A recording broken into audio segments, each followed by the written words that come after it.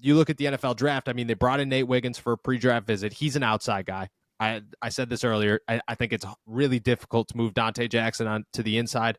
I think it'd be just as difficult and also as concerning to move Nate Wiggins to the inside.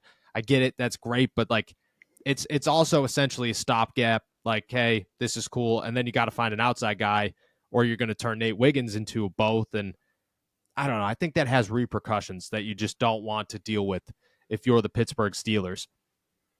Do you view Nate Wiggins as an option for them at this point in the NFL draft? Is he a guy? And then from there, we'll take it into, I got some names when it comes to possible slot corners in the draft that I think they could land.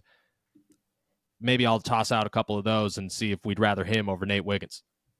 Yeah, it's just Wiggins, like you said, like Wiggins at slot for the Steelers isn't.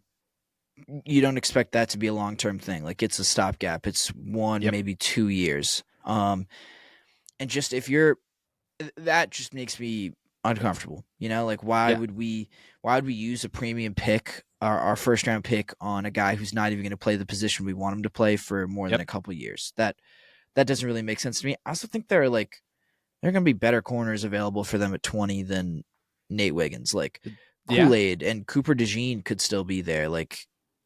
And we're going to go with Nate Wiggins. I don't know. They're just I don't think Nate Wiggins is bad, but I think I've kind of cooled on Nate Wiggins a little bit from earlier in draft season. And I think that you can do a little bit better than a guy I mean, you could even wait until the second round. I feel like and get not a better option than Nate Wiggins, but I feel like you could get someone with a little bit, I don't know, some higher value, some higher value at that slot. You know what I mean? I agree. Amari Lassiter could fall down there. Rakestraw from Missouri. I don't know. Wiggins not really. I don't know. It's kind of weird to me that they even brought him in for a visit. To be quite honest, I guess not that weird. Of all the corners, I agree. I think I think that's the guy that doesn't make almost any sense for the Steelers. He does the speed thing. He's got the speed thing that they're in need of, but that's what they signed Dante Jackson to do. Right. I don't know. There's just Quinion Mitchell is a stud and he's thick and he's a physical corner. And I think the Steelers would love him. Cooper DeJean is a physical guy. I would imagine that they go and watch his, pre-draft workout thing that he's holding at Iowa in a couple of days. I mean, Kool-Aid's just a Steelers corner. Terrion Arnold's a Steelers corner. Nate Wiggins is not a Steelers corner. He is small. He just doesn't fit the physical style of defense that the Pittsburgh Steelers. I mean, you could even say they're looking for speed. They need speed. I get it, but everything that they've done is not speed. I mean, Patrick Queen is fast, but he'll hit you. Deshaun Elliott, he's a bruiser. I don't know. I think that there are other options. Yeah, and I mean, like you said, they got speed with Dante Jackson. If you were going to draft why do you need Wiggins, more? Right? You did the speed thing, and you can just get. You can get so much better value going a couple different ways at pick number 20 because that's where Nate Wiggins that's where it's going to go. If you're not picking him at 20, you're not picking him at all. So there are just so many better things that I think that I would rather use that pick on. Here's what I want to talk about next. Size matters. We all know it, and it's important to remember it in times of need. I recently went to a small law firm in hopes of getting the compensation I felt I deserved. I didn't, and to this day, I still think about the money that I may have missed out on. I filled out mounds of paperwork, then waited around for what felt like forever, got phone call after phone call telling me what I did not do right in the process, and it was expensive. All to get underwhelming compensation and almost zero satisfaction. Fortunately, if you ever get seriously injured and want to file a claim, you don't have to go through the same hassle I did. Instead, you can make it way easier by finding out if you have a claim in just a few clicks on your phone and working with America's biggest injury law firm with the promise of being for the people. Here comes Morgan & Morgan, today's sponsor. Morgan & Morgan has over 1,000 attorneys working in all 50 states fighting to get their clients the money they deserve. In recent months, they've achieved verdicts for their clients, including one that is worth $26 million. That is 40 times the highest insurance offer. And they're absolutely free unless you win. I got lowballed. Don't make the same mistake I did. Fighting big companies takes a big firm, and with America's biggest injury law firm, you're ready to take on insurance companies of any size. Don't overthink it. You can start your claim in just a few clicks by following the link in our description or by going to www.forthepeople.com/allsteelers. It only takes a few minutes to find out if you have a case. And if you have, it might be worth millions. 100%. All right, so let me toss out some names. Kalen King's one. I don't think that he's going to end up in Pittsburgh just because, I don't know, I'm not totally sold on him. Kyrie Jackson, Oregon corner, safety, slot guy, pretty much all over the board. You know, he's a 6'4", 200-pound dude. He's played pretty much everywhere. Let me toss that name out there, and let me toss another one out there. Josh Newton out of TCU, excuse me. Guy, 5'11", 190 pounds, could play. I mean, he's played both the inside and the outside. I would imagine he's more inside than he is outside in the NFL.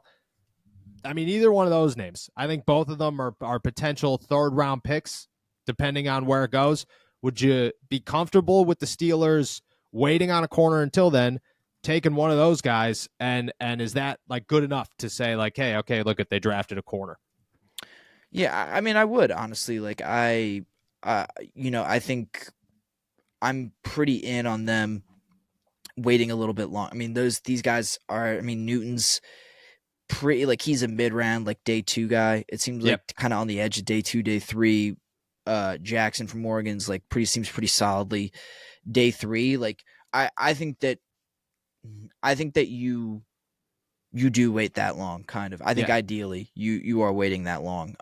Like I said, you could double dip and like go real early and grab a Kool-Aid or whoever or a Cooper DeJean in the first round. But then I think you got to wait real long to like you have to wait until the 6th or 7th to make it worth your while. Picking again at corner. If you're just picking one, like I think this is the kind of range. You know, the 3rd or 4th or 5th round is where you should kind of spring for your guy. So.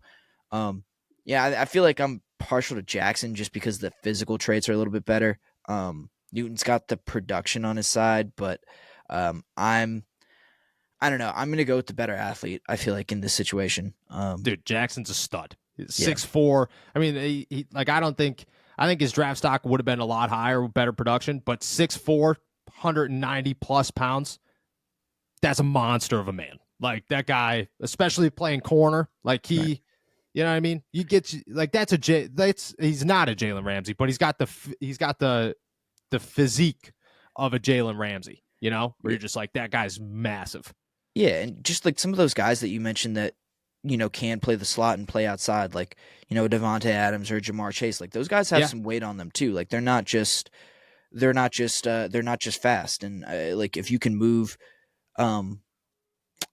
Jackson around, have him like cover a tight end who's splitting out occasionally or something like that. Like that's pretty useful as well. So I feel like Jackson brings them a little bit more versatility. He's not like slow or anything. I feel like Jackson is kind of the better fit of those two. And I like, and he also seems like oddly enough, he's like rated a lot lower than Newton would be. Like Newton it seems like he's projected to go a little bit earlier than Jackson is. Yeah, I think Jackson's just like the lack of productivity in Oregon's defense is just kind of like throwing people off. But Ike Taylor said that dude's got a ton of promise. And I mean, Ike Taylor's a scout in Pittsburgh somewhere. I don't know how long it's been, but I know he's there, and I know he's got a hand in some things. And if he likes him, I think that he's on their radar. So we'll see what happens. But I agree. I think Jackson would be a stud. I like Newton too. I think Newton would be a stud. I think any of those guys that are going to fall like in that 3rd to 4th round category to play the slot to come in here, I think it's a good year for those guys. And if you're the Steelers, that's probably your best bet. And then you could compete them with Darius Rush and Trenton Thompson and DeMonte KZ and just have picks. And I think that works out a lot better for the Pittsburgh Steelers.